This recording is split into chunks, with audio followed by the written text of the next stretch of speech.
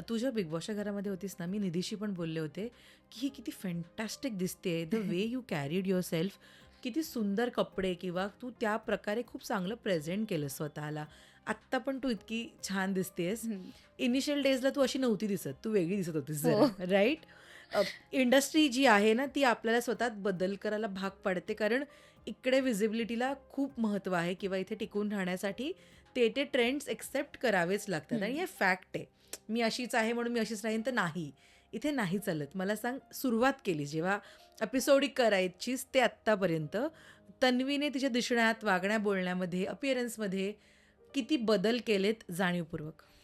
अ, मुळात पहिल्यांदा मी जिम वगैरे करत नव्हते. हं. सो फिटनेसवरती पहिलं लक्ष दिलं होतं मी, की मी फिट असावी म्हणून. मग ते जिम वगैरेमुळे आहे ना शरीरामध्ये पण बदल आले, फेस पण चेंज होत गेला आणि जिममुळे स्वेट खूप जातो. त्यामुळे एक ग्लो वेगळाच असतो आपल्याला. हं. सो असे फार बदल करावे लागले नाहीत मला, कारण पहिली मी खूपच लहान होते जेव्हा मी एंटर हो. केलं होतं. म्हणजे अगदी बालिश होते. काहीच म्हणजे आयब्रोज पण करत नव्हते, इतकी बालिश होते मी. आता थोडं-थोडं म्हणजे फेशियल्स वगैरे असतील, तर हं. ते आता त्या फेशियल्समध्ये पण खूप प्रकार आहेत. हो. प्रकार आलेत. सो डर्मॅटकडे म्हण जाऊन की बाबा काय म्हणतात व्हॅम्पायर हं. फेशियल वगैरे असेल किंवा बाकी कुठले असतील. सो त्या डर्मॅटकडे जाऊन फेशियल्स करण्यामध्ये मला थोडीशी भीती वाटते, कारण केमिकल्स असतील किंवा अजून हं, काही हं. असेल.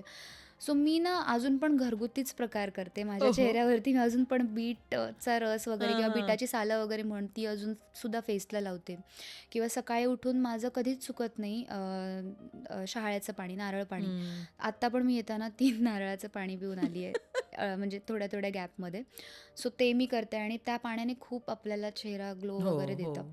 आणि बाकी असं फार नाही, पण हेअरमध्ये हं. चेंज केला होता मध्यंतरी मी. हेअर कट म्हण, असेच चेंजेस केलेत मी. फार नाही. आठवत नाही, पण जिममुळे मला खूप जास्त मी वेगळी दिसायला आणि लागले असं मला कॉन्फिडन्स वाटतं. पण बूस्ट होतं ना, जेव्हा आपण एका पर्टिक्युलर शेपमध्ये दिसतो. जिम मस्ट आहे असं मी सांगेल. जिम म्हण किंवा हां, मी फेस मसाज पण घ्यायची कंटिन्यू हं. माझा, आणि त्याच्यामधून पण आहे ना आपलं टोन्ड होते टोन एक होते स्किन. प्रकारे याह! फेस आपला. सो ते पण मला खूप हेल्प केलं मसाज वगैरे, आणि रेग्युलरली आपला मेकअप करण्याआधी सुद्धा मी एक मसाज करते.